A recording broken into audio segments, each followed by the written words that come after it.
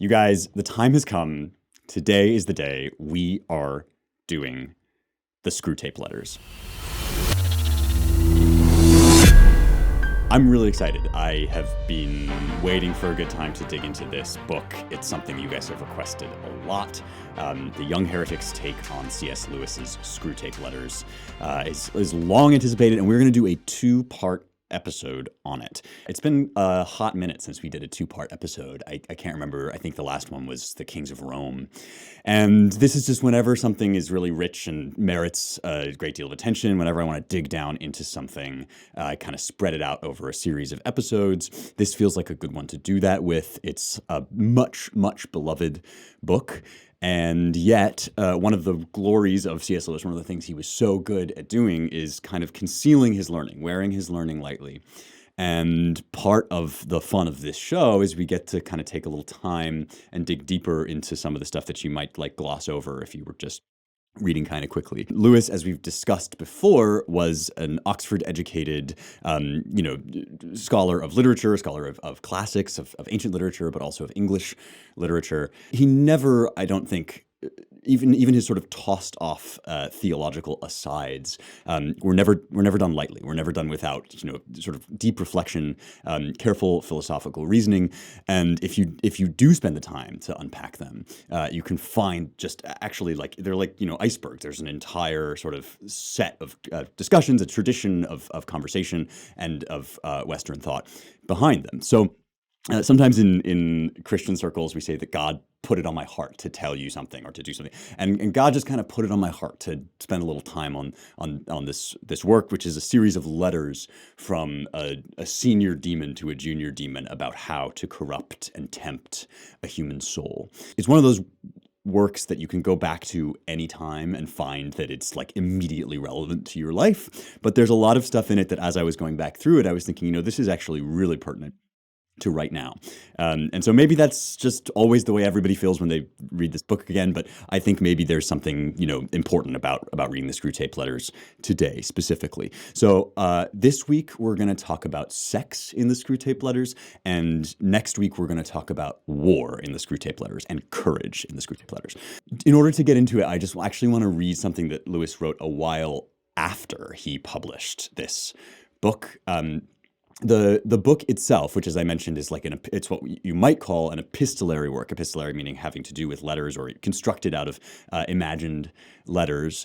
The book itself was first published weekly in an Anglican periodical called The Guardian, and it's a wartime book. It was in May and November of 1941 that he put these out. It's dedicated to J.R.R. Tolkien, who was obviously an instrumental figure both in English letters and in Lewis's own life and conversion. Remember that Lewis sort of lost his childhood faith and then found his way back to it after fighting in World War I. First found his way sort of philosophically to theism, to believing in God at all, and then back to Christianity through his sort of friendships with the group that was called the Inklings, and by reflecting on the sort of implications of the myths and the mythology that he had loved his whole life, and pushing back against this trend that he called the debunking trend, right? That everybody, under the influence of Freud and a number of other sort of early 20th century thinkers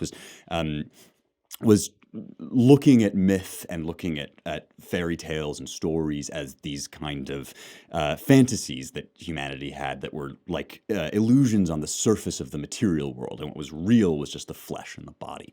And Lewis, through the Inklings, found his way back to actually endorsing myths and fairy stories, fairy tales as they called them, as kind of hints of a truth that was ultimately expressed in the real and true life of Jesus Christ. And so this book, the Screwtape Letters, in some ways, it was really what rocketed this otherwise kind of obscure academic to stardom. It got him on the cover of Time. It was published, as I mentioned, during World War II. And I think, as we'll go through it, we'll see a lot of the reasons why it was an urgently important book for that moment, for a nation once again plunged into war. So just reminding us of the history here, right? World War I had been from 1914 to 1918. World War II was from 1939 to 1945. And so this text is coming out really in the heart of World War II. At one point in the Screwtape Letters, as Screwtape, who is the senior tempter, is writing to Wormwood, who is the junior tempter, his nephew, he says that the humans foolishly call this war the war, as if, it were the war to end all wars. And this was a feature of the great wars that people thought, well, after this, we'll never fight another war. But of course, they were plunged back into it in the Second World War. And so this was a series of letters in some ways to a weary nation. It's this weird oblique technique that Lewis uses of writing as a devil, as a tempter, as a demon. Before we really dig in here, I'm going to talk to you about our sponsors, the Ancient Language Institute. These guys are my pals, and you can start learning Latin or Ancient Greek with them this summer. I could not recommend more highly, the experience of reading these texts in the original Latin and Greek. They are languages that are meant to be read and understood. Sometimes you get them taught badly, which means, slogging through a million grammar drills and vocabs before you read. But ALI is focused on developing reading skills as soon as possible. So you can read Virgil, Aristotle, even the New Testament, which is awesome, with just a few semesters of study. If you go to ancientlanguage.com/youngheretics to get started, and if you use the offer code HERETICS, HERETICS, you get 15% off. These summer semester signups are only open for a couple weeks. They are taking students of all ages and experience levels, but this does fill up quick. So go online, get a personal consultation, and get placed in the class that's right for you. ancientlanguage.com/youngheretics, ancientlanguage.com/youngheretics, offer code HERETICS for 15% off. The first thing I want to do is read something that Lewis wrote in a collection that was put together shortly before his death. He died in 1963. And in this collection, he included something from 1959 called Screwtape Proposes a Toast, which is sort of a little sequel, a little afterthought, which we will get into after the Screwtape Letters. But Lewis reflects on the process of writing the Screwtape Letters themselves in this sort of forward. So I wanted to read that to give you a sense of what this work is, what it meant to him, why he wrote it the way he did. I was often asked or advised to add to the original Screwtape Letters, but for many years I felt not the least inclination to do it. Though I had never written anything more easily, I never wrote with less enjoyment. The ease came, no doubt, from the fact that the device of diabolical letters, once you have thought of it, exploits itself spontaneously, like Swift's Big and Little Men, or the medical and ethical philosophy of Erewhon as Anstey Garuda Stone. It would run away with you for 1,000 pages if you gave it its head. But though it was easy to twist one's mind into the diabolical attitude, it was not fun, or not for long. The strain produced a sort of spiritual cramp. The world into which I had to project myself while I spoke through Screwtape was all dust, grit, thirst, and itch. Every trace of beauty, freshness, and geniality had to be excluded. It almost smothered me before I was done. It would have smothered my readers if I had prolonged it. So he's basically describing the experience. And we talked a little bit about this when we talked about Milton, whom we'll discuss more in these episodes.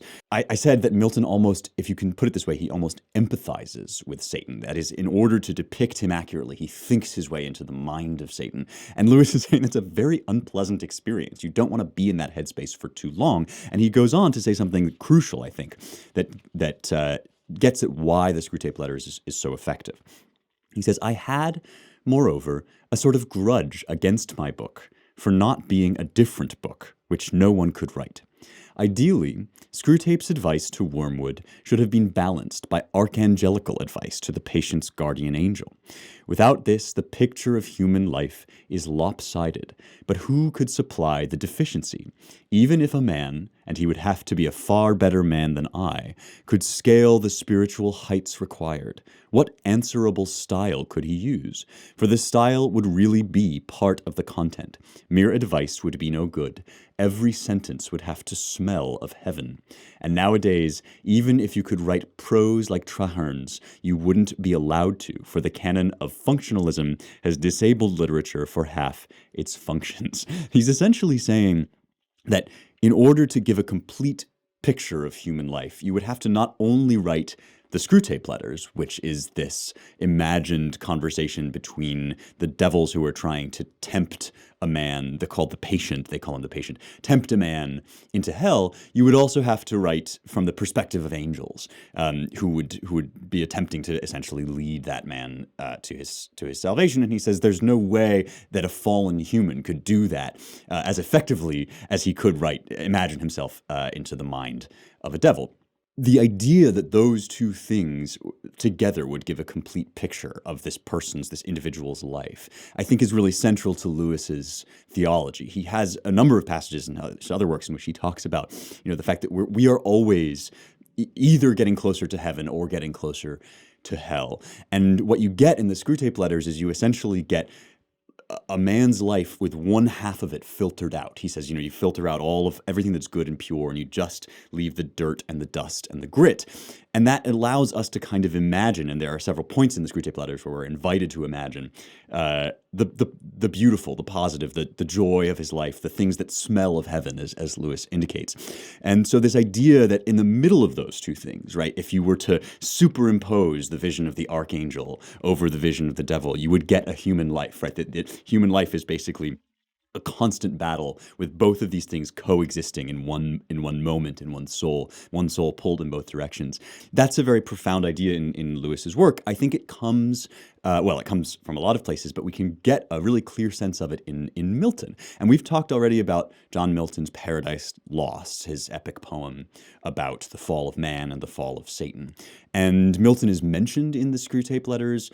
Lewis wrote a preface to Paradise Lost. Milton was obviously an important influence on Lewis. And so one of the things that I'm going to do as we go through here is I'm going to read passages from other texts that I think are kind of lurking behind the Screwtape Letters so that we can get a deeper vision of the sort of poetry and the philosophy that led up to Lewis's sort of fanciful work in the Screwtape Letters.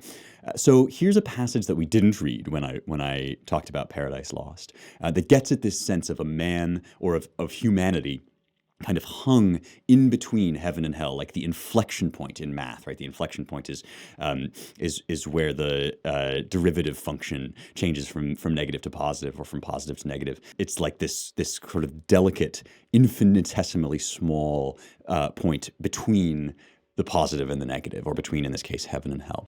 So here's from the end of Book 2 in Milton's Paradise Lost. Satan is traveling up from the nether regions of hell toward earth to look at earth and investigate this new creation of God. And Milton says, "But now at last the sacred influence of light appears, and from the walls of heaven shoots far into the bosom of dim night a glimmering dawn.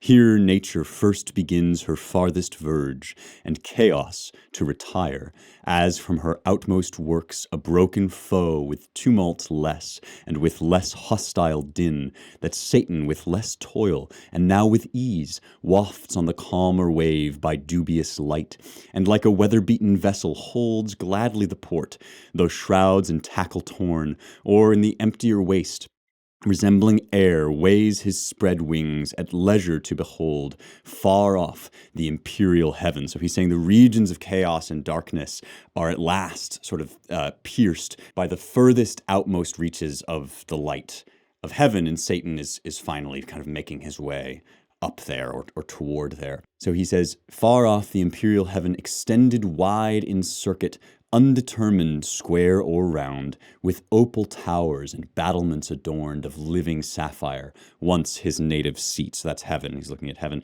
"And fast by, hanging in a golden chain, this pendant world, in bigness as a star, of smallest magnitude, close by the moon, thither full fraught with mischievous revenge, accursed and an accursed hour, he hies." I love that line. You could almost miss it. This pendant world hanging by a golden chain. That's the vision of humanity and of earth that Lewis picks up in the Screwtape Letters. And wonderfully, he sort of drops that into this very normal pedestrian human life of a person fighting and ultimately dying in World War II. That is the sort of hidden story of the patient, as they call him, the person that's being tempted, who's never, he's never really a character except in the sort of minds of the devils or in the conversation of the devils. But in the background, we see him falling in love, we see him becoming betrothed and going off to, debating whether he's going to fight and die, then going off to fight.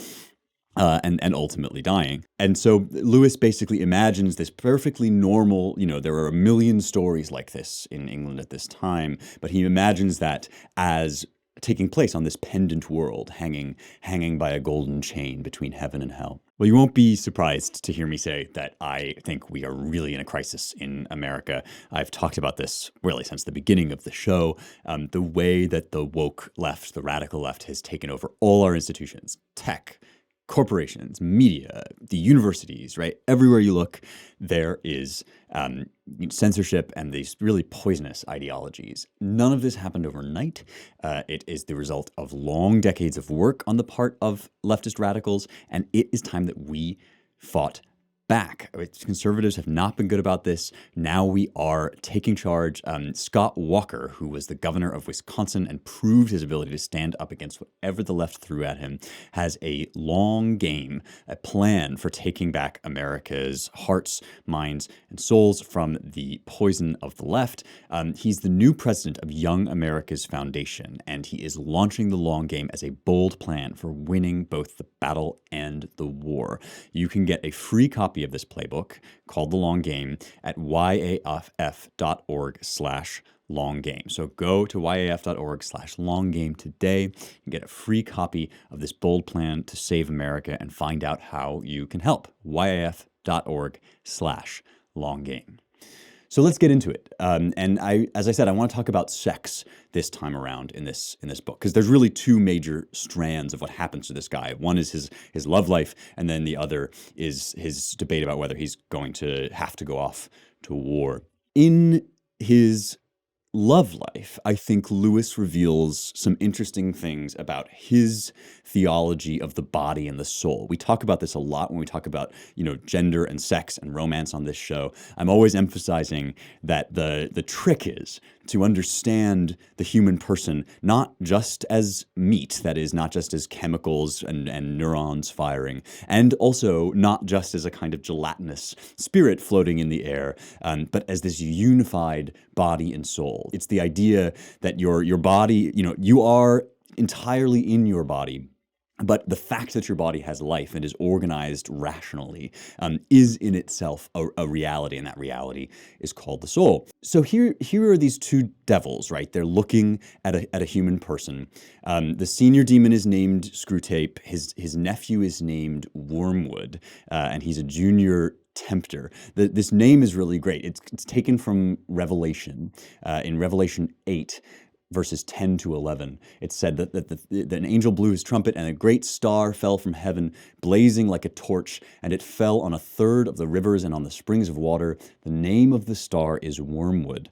A third of the waters became wormwood, and many died from the water because it was made bitter. So wormwood is the one who makes the waters bitter, as Lewis says in that introduction to Screwtape Proposes a Toast that I read earlier, right? This is a person who looks at everything and turns it into its darkest, ugliest self. And this is what demons do and what hell does. And so the way that Wormwood and also in his sort of advice, Screwtape, works on this person is and this is a crucial point, which comes in many ways from St. Augustine, who has this idea that evil isn't a thing, it's a corruption of things, that God makes everything, and he makes everything good, and then the devil kind of takes it and turns it to his own purposes, or it makes it ugly and corrupt. And Lewis very subtly lays this out in chapter 13. In which Screwtape is furious to discover essentially that Wormwood has allowed the patient, the person, to enjoy himself. And here's what Screwtape says. He says, "My dear Wormwood, It seems to me that you take a great many pages to tell a very simple story. The long and the short of it is that you have let the man slip through your fingers. The situation is very grave, and I really see no reason why I should try to shield you from the consequences of your inefficiency. A repentance and renewal of what the other side call grace, on the scale which you describe, is a defeat of the first order. So the man has repented of sins, and this is a terrible thing for hell, right? It amounts to a second conversion, and probably on a deeper level than the first. As you ought to have known, the asphyxiating cloud which prevented your attacking the patient on his walk back from the old mill is a well-known phenomenon. It is the enemy's most barbarous weapon, and generally appears when he is directly present to the patient under certain modes not yet fully classified. One of the wonderful stylistic turns of this book is that the devils talk in kind of clinical scientific language, which renders them incapable of understanding love, not because science itself is evil or bad, but because excluding everything but calculation and experimentation from the world gives you this kind of this world sucked dry of all human affections, and the irrationality of love, right? The irrationality of grace, which forgives even when the patient doesn't deserve it. So that language is sort of throughout the text. He says some humans are permanently surrounded by this cloud of grace and therefore inaccessible to us. And now for your blunders. On your own showing, you first of all allowed the patient to read a book he really enjoyed because he enjoyed it, and not in order to make clever remarks about it to his new friends. In the second place, you allowed him to walk down to the old mill and have tea there, a walk through the country he really likes, and taken alone. In other words, you allowed him two real positive pleasures, with a capital P. Were you so ignorant as not to see the danger of this? The characteristic of pains and pleasures is that they are unmistakably real, and therefore, as far as they go, give the man who feels them a touchstone of reality. Thus, if you had been trying to damn your man by the romantic method, by making him a kind of Childe Harold or Werther submerged in self-pity for imaginary distresses, you would try to protect him at all costs from any real pain, because, of course, 5 minutes genuine toothache would reveal the romantic sorrows for the nonsense they were and unmask your whole stratagem. So this idea that the world as created, the reality is on the side of God, and devils, what the devils have to do is distort reality or cloud your vision of it, sort of is throughout the whole text. And the reason that I introduce our conversation about sex this way is because sex, of course, is about pleasure and the ways in which we do and don't enjoy and seek pleasure. Obviously, sex is not only about pleasure, but the ways in which we abuse it often have to do with the fact that it is so physically pleasurable, right? So there's another passage that I want to read about pleasure, and then we'll get into some of the kind of theology of this that's behind it. And this is from earlier on in the book. So Screwtape says, in the first place, I have always found that the trough periods of the human undulation provide excellent opportunity for all sensual temptations, particularly those of sex. The undulation he's referring to is between kind of, when we're feeling great and everything feels like it's going great, and then when we're kind of in the doldrums. And one of the things that Screwtape is constantly emphasizing is that you must make the patient think that God's love and God's favor and God's mercy depend on how he feels at the present day, which of course is nonsense, right? God's love is there for you, and sometimes you feel good about it, sometimes you don't, right? It doesn't matter ultimately how you feel, except insofar as how you deal with that. But he says, this may surprise you because, of course, there is more physical energy and therefore more potential appetite at the peak periods. But you must remember that the powers of resistance are then also at their highest. The health and spirits which you want to use in producing lust can also, alas, be very easily used for work or play or thought or innocuous merriment. The attack has a much better chance of success when the man's whole inner world is drab and cold and empty. And it is also to be noted that the trough sexuality is subtly different in quality from that of the peak. Much less likely to lead to the milk and water phenomenon which the humans call being in love, much more easily drawn into perversions, much less contaminated by those generous and imaginative and even spiritual concomitants which often render human sexuality so disappointing.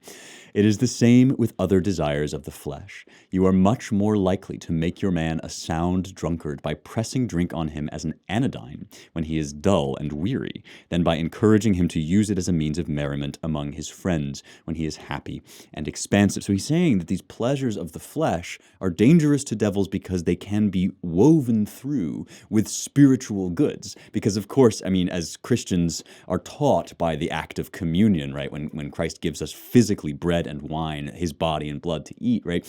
These things are always woven together. The way that we express our spiritual urgings, the way that we act on those desires, the way that we either become spiritually refined or degraded, is always mediated through the flesh. We're always doing things. We don't just, if we abstractly say that we love somebody, but then we treat them terribly, right? That manifested reality in the physical here and now belies our statements about spirit. So spirit is always woven together with flesh. You're always doing something that is either good or bad, and the good or bad is woven up in that thing. And so Screwtape is basically saying you should watch out for pleasures because sometimes they are genuinely expressive of a real spiritual good. And so here's what he says. He says, never forget that when we are dealing with any pleasure in its healthy and normal and satisfying form, we are, in a sense, on the enemy's ground. I know we have won many a soul through pleasure. All the same, it is his invention, not ours. He made the pleasures. He's talking about God, right? He made the pleasures. All our research so far has not enabled us to produce one. All we can do is encourage the humans to take the pleasures which our enemy has produced at times or in ways or in degrees which he has forbidden. Hence, we always try to work away from the natural condition of any pleasure to that in which it is least natural, least redolent of its maker, and least pleasurable. This is a genius insight about how pleasure works and how pleasure can become degraded. It is not that pleasures are themselves inherently bad, and this is something that, of course, the church has struggled with at times. The Christian church's messaging has been bad on this, as they say, right? But we have struggled with, as Augustine at one point says in the Confessions, right? He says, I gave up sex because I couldn't use it well, but I can't give up things like food and drink. And so he says, I always have to be exposed to this temptation because God has made me dependent on it. And there is no escaping this bodily act of eating. So I must use it for good. So we must find some way, right, of finding what Screwtape calls the natural pleasure. That is the thing that, the right moment, the right time, the right amount of this pleasure. And of course, sex is where we most often go crazy and go wrong and indulge ourselves in all sorts of crazy ways. Hey, it is so much fun to do this show and to hear from you about how it is improving your life. If you like this show, you should become a member, a VIP at Locals, youngheretics.com/locals. This is a new platform run by my pal, Dave Rubin. It really is the next generation of anti-big tech censorship initiatives on the right, or even just among the anti-woke. We have formed an incredible community there where we go deeper into these questions and these issues of the wisdom of the West. If you become a Young Heretics VIP, you get the episodes a week in advance without ads, but you also get to participate in all of these Q&As, live streams that I do. I write articles and we discuss them together. Sometimes I post things that other people have written and make exclusive videos about it. And you can also be in the mailbag if you go to Locals. So you can do a video mailbag and be on the show that way, or just write out your questions. youngheretics.com/locals to join the conversation on there, become part of the VIP community. We'd love to have you. I want to revisit a passage that we did talk about in Milton, which deals with this, right? Which deals with the reality of sex in paradise, that before mankind fell, Adam and Eve still had sex. And he insists on this against what he views as a kind of over-censorious element in Christian theology, which says this is impure, all the flesh is impure. I mean, some of this is known as the Gnostic heresy, which is the idea that the body itself is just bad, and it's the pure spirit that we have to abstract out of the body. So this is from Book 4 of Paradise Lost. Milton writes, thus at their shady lodge arrived, both stood, Adam and Eve, both stood, both turned, and under open sky adored the God that made both sky, air, earth, and heaven, which they beheld, the moon's resplendent globe and starry pole. Thou also madest the night, Maker omnipotent, and thou the day which we in our appointed work employed have finished happy in our mutual help and mutual love, the crown of all our bliss ordained by thee, and this delicious place for us too large, where thy abundance wants partakers, and uncropped falls to the ground. They're saying that our love for one another is the crown of all our bliss, right? It's the best gift of all, and it will lead us to making more people to enjoy all of the stuff that God has made. He says, but thou hast promised from us too a race to fill the earth, which shall with us extol thy goodness infinite, both when we wake and when we seek as now thy gift of sleep. This said unanimous, so this is Milton now, or the speaker, or the narrator of the poem. This said unanimous, and other rites observing none, but adoration pure, which God likes best, into their inmost bower handed they went, and eased the putting off these troublesome disguises which we wear. Straight side by side were laid, nor turned, I ween, Adam from his fair spouse, nor Eve the rites mysterious of connubial love refused. To say they did not abstain from sex. Whatever hypocrites austerely talk, says Milton, of purity and place and innocence, defaming as impure what God declares pure and commands to some, leaves free to all. So, this is, as I've said before, I mentioned already when we talked about Milton, that this is Milton insisting on the goodness of sex. And Lewis, I think, would agree on the basis of that passage, where pleasures, right, are God-ordained, God-given, but the misuse of them and the excessive use of them, or the use of them in the wrong place, the wrong time, is what is all hell can do. All hell can do is pervert the good things that God makes. They cannot produce a single pleasure of their own. And there is another passage in here that I think is relevant to what we're talking about, this mingling of body and flesh, right? Right before they go in to have sex, you notice that they did not observe any rites, but gave adoration pure. They just spoke from the heart, right? And this is a long-standing, ongoing debate within Christian liturgical practice, Christian theology, right? And our ideas about how to do church. Should you just sort of pray off the top of your head, speak openly to God? There's a country song that says, talk to God like you were talking to a friend, right? Or are rites and repeated things like the Lord's Prayer and rituals, is it better to have a kind of, repeated thing that you do over and over again? And this speaks to the idea of, well, are we just kind of drawing things down out of the air, or are we, enmeshed into this repeated, ritualized physical world? Lewis has a slightly different take on this than Milton. And so I wanted to read that part in order to get us deeper into this question, right, of body and soul, and ultimately of how to do sex right. So this is from early on. This is from chapter 4 in the Screwtape Letters. My dear Wormwood, the amateurish suggestions in your last letter warn me that it is high time for me to write to you fully on the painful subject of prayer. You might have spared the comment that my advice about his prayers for his mother proved singularly unfortunate. That is not the sort of thing that a nephew should write to his uncle, nor a junior tempter to the undersecretary of a department. It also reveals an unpleasant desire to shift responsibility. You must learn to pay for your own blunders. The best thing, where it is possible, is to keep the patient from the serious intention of praying altogether. When the patient is an adult, recently reconverted to the enemy's party, like your man, this is best done by encouraging him to remember, or to think he remembers, the parrot-like nature of his prayers in childhood. In reaction against that, he may be persuaded to aim at something entirely spontaneous, inward, informal, and unregulated.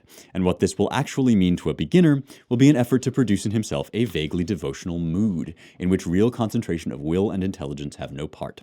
One of their poets, Coleridge, has recorded that he did not pray with moving lips and bended knees, but merely composed his spirit to love and indulged a sense of supplication. That is exactly the sort of prayer we want, and since it bears a superficial resemblance to the prayer of silence as practiced by those who are very far advanced in the enemy's service, clever and lazy patients can be taken in by it for quite a long time. At the very least, they can be persuaded that the bodily position makes no difference for their prayers, for they constantly forget what you must always remember, that they are animals, and that whatever their bodies do affects their soul. It is funny how mortals always picture us as putting things into their minds. In reality, our best work is done by keeping things out. So this idea that we are animals, that we are, and that word sounds degraded. I think he chooses it because these are, demons talking in the most degraded possible terms. What he means is we are embodied souls. We are physicalized beings. And so the way that we use our bodies, in sex but also just in life, right, is our spiritual life. That is how we express all of the ideas that we have. And if we can't express the sort of pure, happy thoughts, our ideas, feelings of goodwill that we have in actual concrete action, right, then those ideas are mere fantasy, right? It's actually embodying those things that makes them good or bad. And so this is why that one of the crisis points in this book is how the patient is going to conduct himself sexually. So let's read a couple of passages in which Screwtape gives advice to Wormwood on that subject. This is chapter 22. So, your man is in love, and in the worst kind he could possibly have fallen into, and with a girl who does not even appear in the report you send me. Earlier, Screwtape asked Wormwood to send a report on the kind of girls that might be promising for just sort of sexual consorts, that the patient could be led down a kind of loose path of just, sexual degradation. He says, you may be interested to learn that the little misunderstanding with the secret police which you tried to raise about some unguarded expressions in one of my letters has been tidied over. If you were reckoning on that to secure my good offices, you will find yourself mistaken. There's this constant kind of undercurrent in the book, which eventually we'll talk about next week, comes to the fore, in which essentially the sort of so-called love between these demons reveals itself to be just more grasping, self-aggrandizing, double-dealing. So that's what's going on here, right? But they're talking about the patient falling in love. He says, you shall pay for that as well as for your other blunders. Meanwhile, I enclose a little booklet just issued on the new House of Correction for Incompetent Tempters. It is profusely illustrated, and you will not find a dull page in it. I have looked up this girl's dossier, and I am horrified at what I find. Not only a Christian, but such a Christian. A vile, sneaking, simpering, demure, monosyllabic, mouse-like, watery, insignificant, virginal bread and butter miss. The little brute. She makes me vomit. She stinks and scalds through the very pages of the dossier. It drives me mad the way the world has worsened. We'd have had her to the arena in the old days. He's saying we would have. This woman is so saintly that she would have been executed by the Roman state previously. Right? That's what her sort is made for. Not that she'd do much good there either. A two-faced little cheat. I know the sort, who looks as if she'd faint at the sight of blood and then dies with a smile. A cheat every way, looks as if butter wouldn't melt in her mouth and yet has a satirical wit, the sort of creature who'd find me funny, filthy, insipid little prude, and yet ready to fall into this booby's arms like any other breeding animal. Why doesn't the enemy blast her for it if he's so moonstruck by virginity, instead of looking on there, grinning? So this is one of the best, this is one of the best passages in the book. It's so delicious because obviously it drives the devil, it drives Wormwood mad that this woman is both pure, demure, and womanly, but has this inner fortitude that in the olden days would have allowed her to face down martyrdom with a smile.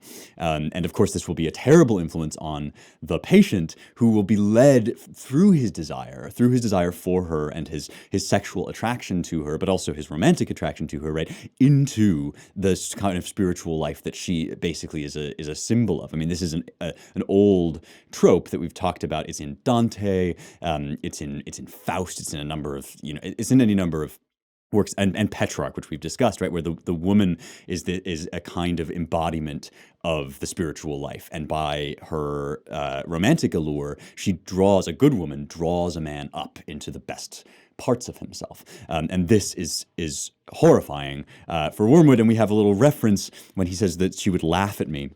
There's a reference to the epigraph at the beginning, which is from Luther. The best way to drive out the devil, if he will not yield to texts of Scripture, is to jeer and flout him, for he cannot bear scorn. And so in some ways, that's what this whole book is doing, but certainly it's what the beloved will do. And so there is this sense, right, in which the readiness of this girl to fall into the patient's arms, right, it's incomprehensible to Wormwood why God wouldn't condemn her sexual desire for him.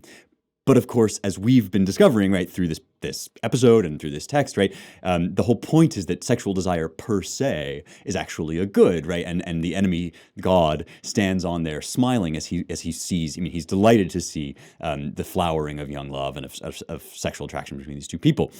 There's another passage in which this is sort of emphasized, and then I want to read a little bit more of the philosophy here that we've been talking about. So later on in chapter 27, he says, "My dear Wormwood, you seem to be doing very little good at present. The use of his love to distract his mind from the enemy is, of course, obvious, but you reveal what poor use you are making of it when you say that the whole question of distraction and the wandering mind has now become one of the chief subjects of his prayers. That means you have largely failed.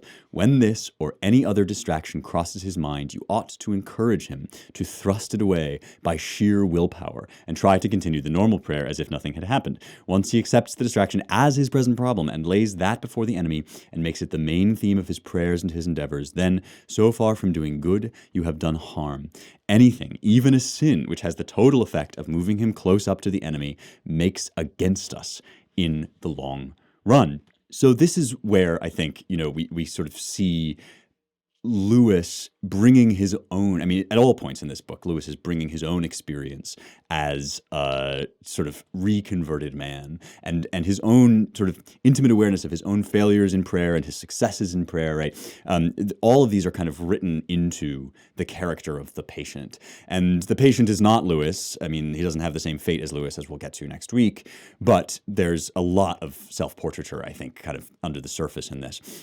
But again, we see this constant sort of attempt by the devils to use inherently good things, pleasures, desires, loves that are being ordered by God toward sort of spiritual fulfillment, right? And spiritual salvation, to use those and to kind of hedge them off in dark and satanic ways. This is the counterpart to what the passage I read earlier about needing the body to be involved in prayer, right? Being on your knees is important because you're an embodied creature.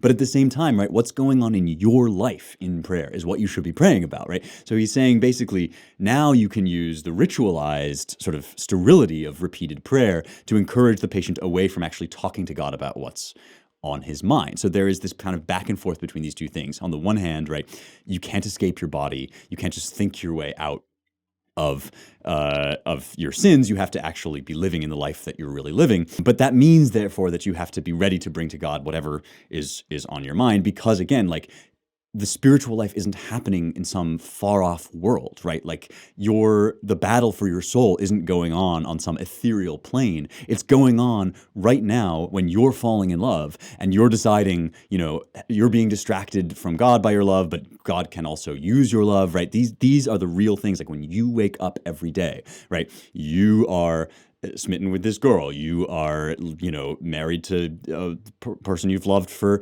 many years, and maybe there's like a dry spell, or these issues. Your kids are crying. You're whatever. Like these are the things that are actually, in reality, the stuff of heaven and hell. And heaven and hell are intimately involved in this stuff because your body and your physical life is where your soul exists too. You guys, I am so excited about our merch. There's a merch shop now, youngheretics.com/shop. This has been a long time in the making. People have been asking for it, and we wanted just to make sure we got you the best stuff. So we tested out a bunch of different products.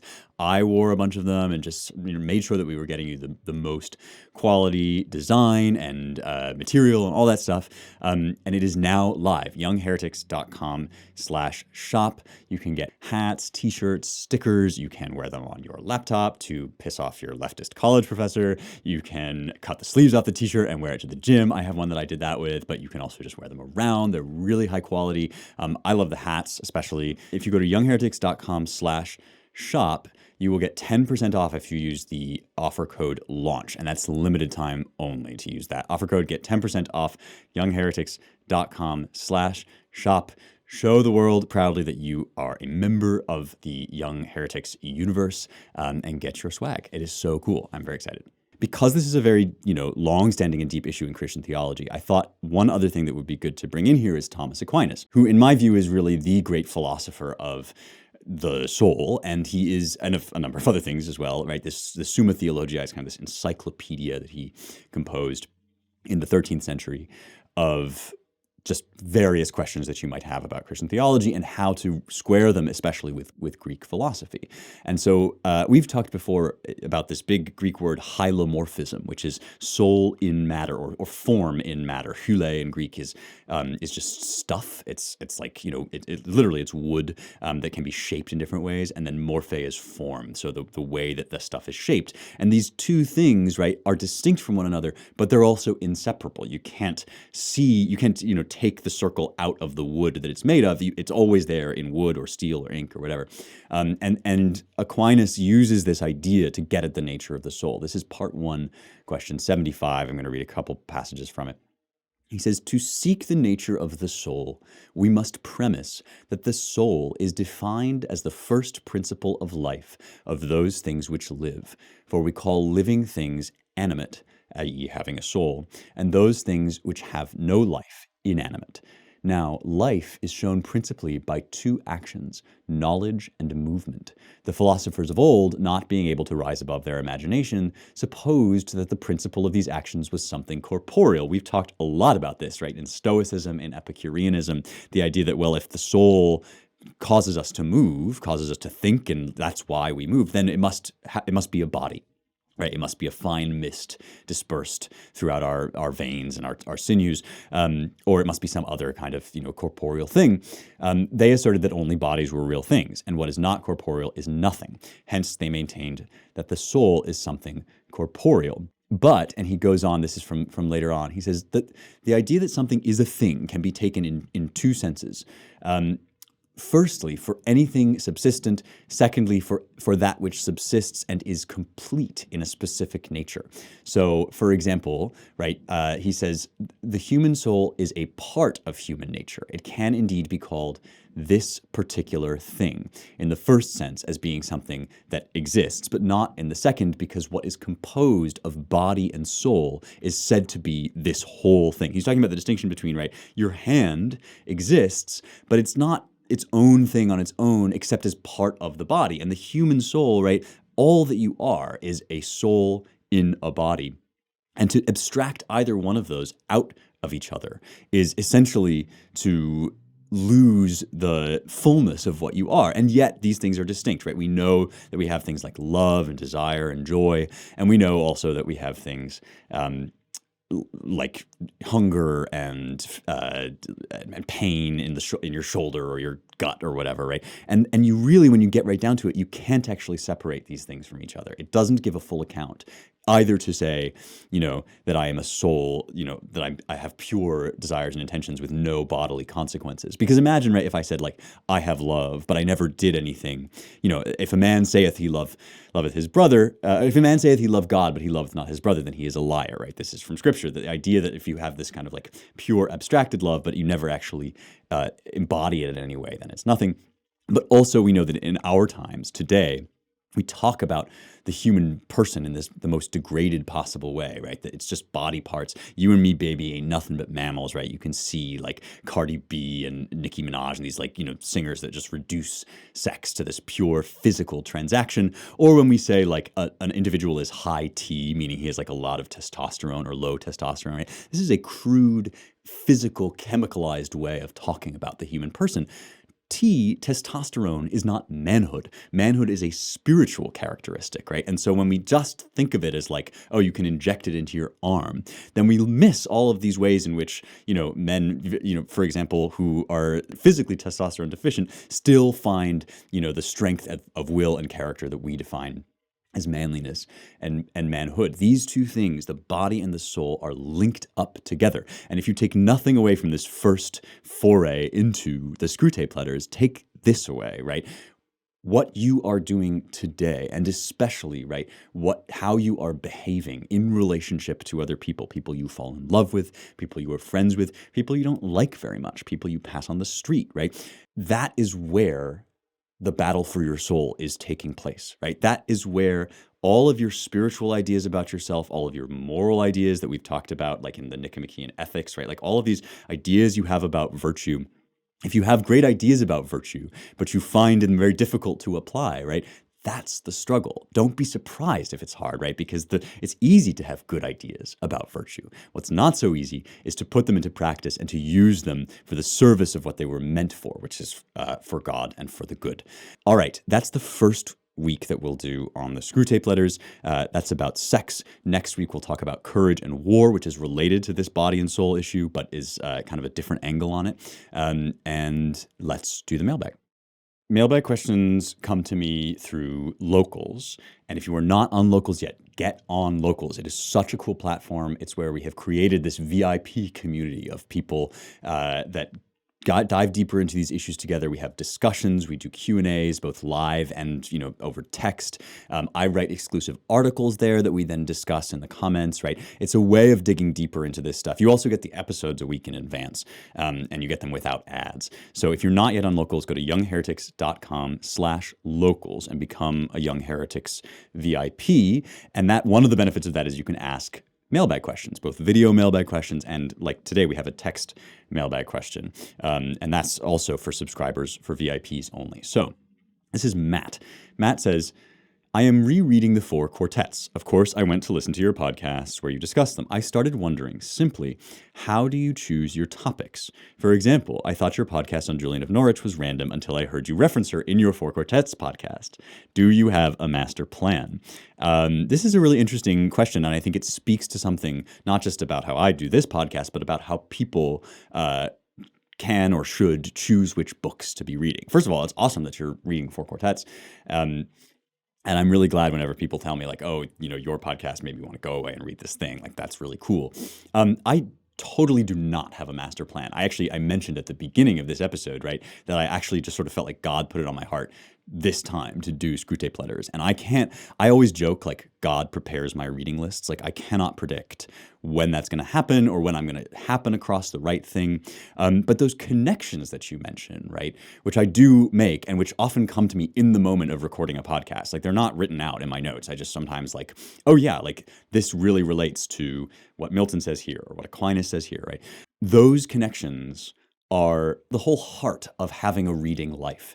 And when people say, like, how do I get a grasp on the Western canon? Well, it's like, over time, you have to read around, make notes of the things that really, really strike you. And eventually, there is this sense that it's all connected in this web, right? And it's not just connected in a chronological web, well, then this happened, but these texts speak to each other across time. And many of them have explicit references to one another in them. But they are also, I think, united because they all seek the truth, and truth is God's, and God is one, right? And so these things come up like one of the great classical scholars of my lifetime, Martin West, said that his work was like a climbing grid. And if you had gotten really expertise on one thing, you had got your hands in it, and then you could climb over here to this other thing. It's all kind of in this web, and you connect things to one another as you go. Sometimes something comes up where it's like, oh, this, when we talked, for example, about the crisis in America, it was like, well, there are certain texts that I want to bring into this moment. I wanted to bring the Screwtape Letters into this moment, both because, as I mentioned at the end of this episode, right, we're in such a degraded time about sex. I think it has a lot of great stuff to say about sex. And then next week when I talk about courage, right, that's also an important issue right now. But sometimes it's just like, I really am thinking a lot about this book, or I'm thinking a lot about this painting. Let's see what we can say about it. And always you discover that these things are locked in a web together. And the more you read, the more that works. So don't get discouraged if the first thing you read that's not how you feel, right? That the whole point of kind of talking to people about this stuff, getting on the Locals community, engaging together with these texts, is that you see these connections more and more the further you go. It's a lifelong process. All right, thanks for that question. Thanks for being with me as always. It's such a pleasure and a joy to be with you. If you like this show, you will also like the work that we do at the Claremont Institute. They're my employers. We put out the Claremont Review of Books and The American Mind, which is an online publication. And you can find out more about us by going to claremont.org. If you'd like to support our work in defense of the American ideals, go to claremont.org/donate and let them know in the notes that you heard about Claremont through Young Heretics. Okay, as always, so good to be here with you. See you next week for more truth, beauty, and the stuff that matters.